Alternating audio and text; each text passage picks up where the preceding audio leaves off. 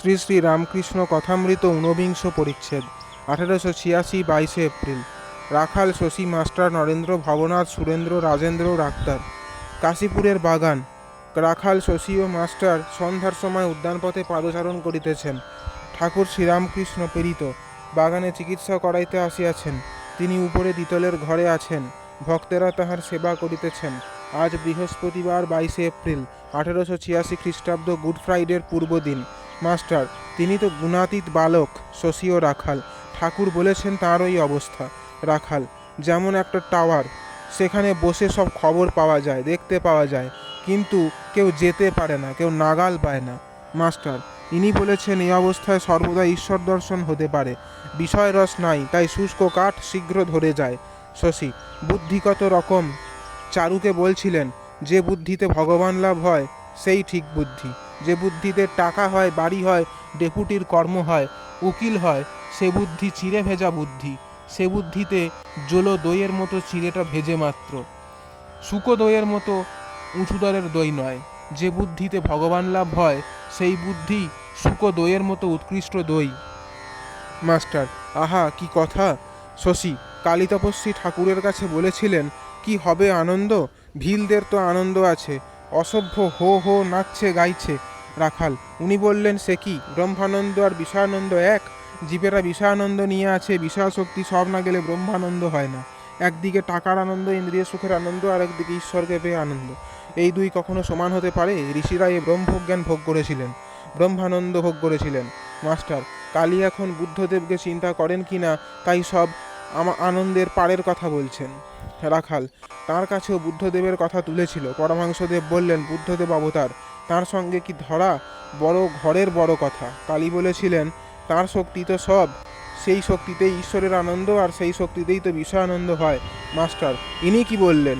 রাখাল, ইনি বললেন সে কি, সন্তান উৎপাদনের শক্তি আর ঈশ্বর লাভের শক্তি কি এক?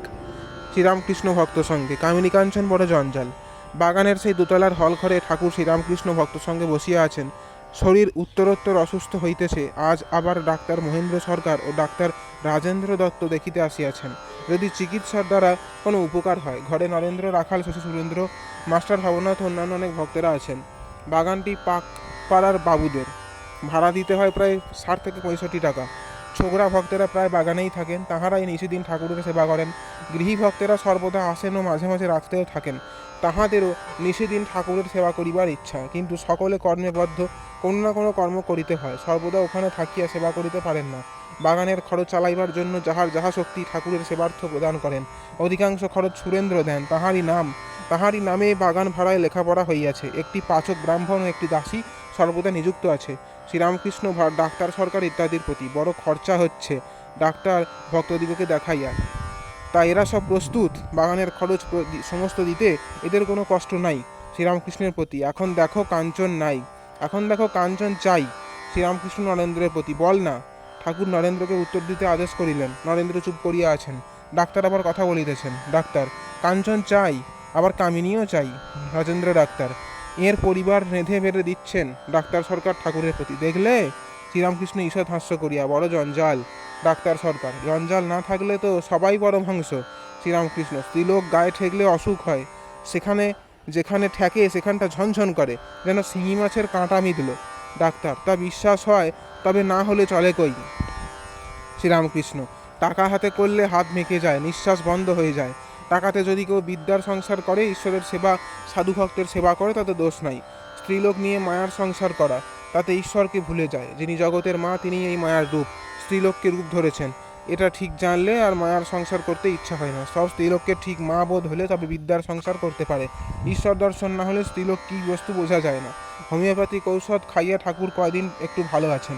রাজেন্দ্র সেরে উঠে আপনার হোমিওপ্যাথি মতে ডাক্তারি করতে হবে, আর তা না হলে বেঁচে বা কী ফল। সকলের হাস্য। Narendra, nothing like leather. যে মুচির কাজ করে সে বলে চামড়ার মতো উৎকৃষ্ট জিনিস এ জগতে আর কিছুই নাই। সকলের হাস্য। কিয়ৎক্ষণ পরে ডাক্তারেরা চলিয়া গেলেন। জয় ঠাকুর মশাইজি।